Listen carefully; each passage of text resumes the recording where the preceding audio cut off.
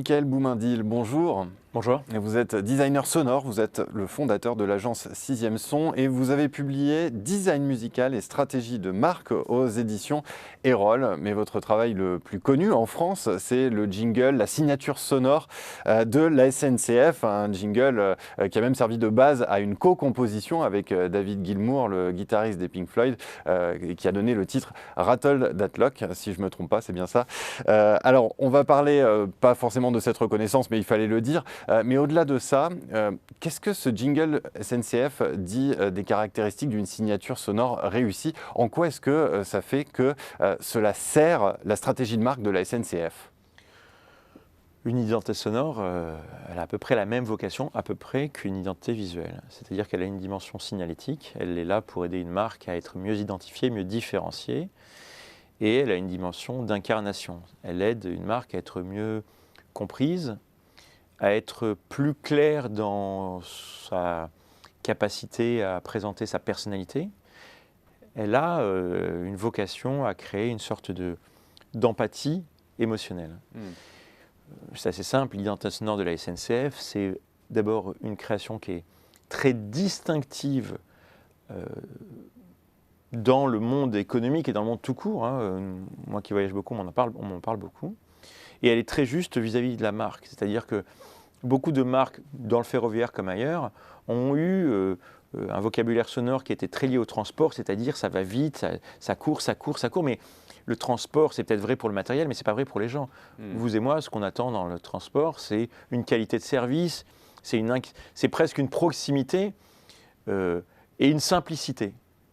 Mais finalement, vous avez 4 notes qui sont très simples, qui sont très distinctives dans leur ton, très distinctives dans leur écriture, et qui portent une vision humaine et je dirais bienveillante de la SNCF. Emmenez-nous un petit peu dans l'arrière-boutique du designer sonore. À quoi ressemble un brief client? Quelles sont les premières questions que vous vous posez avant de vous lancer? Si on veut réussir une identité sonore, il faut comprendre que ce n'est pas un enjeu sonore, c'est un enjeu de marque. Un bon brief, c'est simple, c'est un brief de marque. C'est-à-dire que les marques qui viennent nous voir, on a des très grands groupes, on a des petites PME qui viennent nous voir. Ce qu'on leur demande de nous raconter, c'est qui elles sont, à quoi elles aspirent, quel est leur environnement, quels sont leurs concurrents, quelles sont leurs cibles. Et à nous de leur dire ce qui est souhaitable, ce qui sera contributif à la fois à la force de leur marque et qui sera un vrai levier de business. Une identité sonore génère, je dirais, brand is business, génère une plus grande réussite parce que finalement elle aide la marque à se distinguer, à émerger et à créer un lien plus fort. Alors, les coulisses, c'est très simple. À partir du moment où on comprend la marque, on regarde ce que font les concurrents, on voit comment on peut traduire cette personnalité et sa stratégie, et parfois compenser certaines faiblesses de marque pour les affirmer d'un point de vue sonore. Donc, une fois qu'on a compris la marque, qu'on l'a auditée et qu'on a finalement dégagé une stratégie, on va créer le contenu et l'identité sonore, et on va ensuite prendre cet ADN musical pour l'appliquer aux différents points de contact. Et PME comme grands groupes ont une attente téléphonique, ont des contenus sur YouTube, ont de la communication digitale, ont de l'événementiel, ont du multimédia, ont par exemple des notifications. On a beaucoup de PME qui développent leur propre application, la question se pose. Et d'ailleurs, je disais, on a des grands groupes, on a des PME, on a à peu près autant de B2B que de B2C. Le résultat final, il est issu d'un processus très calculé, des méthodes de composition particulières, des accords simples, des intervalles simples, ou au contraire, est-ce que c'est davantage une fulgurance où vous vous dites « j'ai une idée, elle est là, c'est la bonne idée ». Si vous attendez la fulgurance, vous pouvez l'attendre longtemps.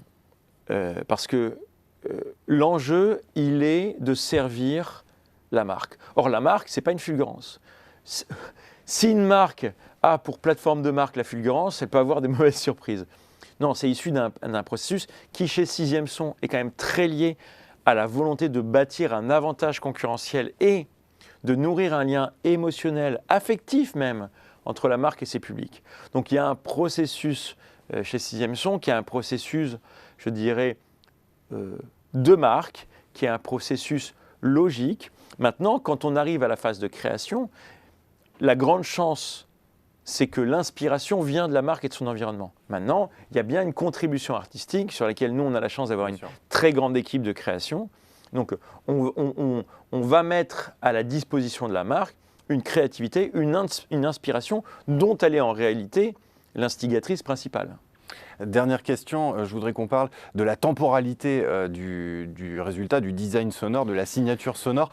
Quand est-ce qu'on sait qu'il faut en changer? Le vôtre est apparu en 2005, il y en avait un auparavant, et puis un jour, le vôtre sera amené à être remplacé aussi. Mais quels sont les indices qui font qu'on sait que c'est le moment de changer? Si la question, elle est essentielle, mais permettez-moi de vous le dire, elle est très très basique si vous le comparez à ce qu'est la marque. Quand est-ce qu'on change de marque?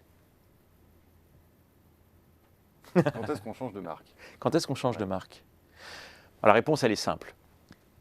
Quand une marque évolue, et une marque, elle évolue avec son propre tempo, avec son propre environnement, eh ben, on va faire évoluer l'identité sonore. Quand une marque se révolutionne, il faut se révolutionner. Un outil identitaire, c'est un outil stratégique. Ce n'est pas un outil tactique. Ça veut dire que, d'abord, en changer est souvent signe d'un problème. Par contre, faire évoluer, c'est plutôt le signe d'une pertinence. Le logo Coca-Cola, en réalité, il a beaucoup évolué, mais jamais il a drastiquement changé. Bibendum, qui est une incarnation formidable et connue dans le monde entier, quand on regarde bien la première affiche où il apparaît, et aujourd'hui, on voit bien qu'il y a une vraie évolution qui est liée à la marque, qui est liée à son positionnement, qui est liée à son environnement, qui est liée à l'attente de ses clients. Mais fondamentalement, il y a une filiation très forte. S'il n'y a pas de filiation, on détruit la valeur qu'on a pu créer précédemment. Donc la réponse n'est pas esthétique, elle est stratégique et elle est liée à la marque elle-même. Eh bien, merci beaucoup, Michael Boumandil, pour cet éclairage. Et pour ceux qui veulent en savoir plus sur ces bonnes pratiques en matière de design musical, je renvoie à votre livre « Design musical et stratégie de marque » aux éditions Erol. Merci encore. Merci à vous.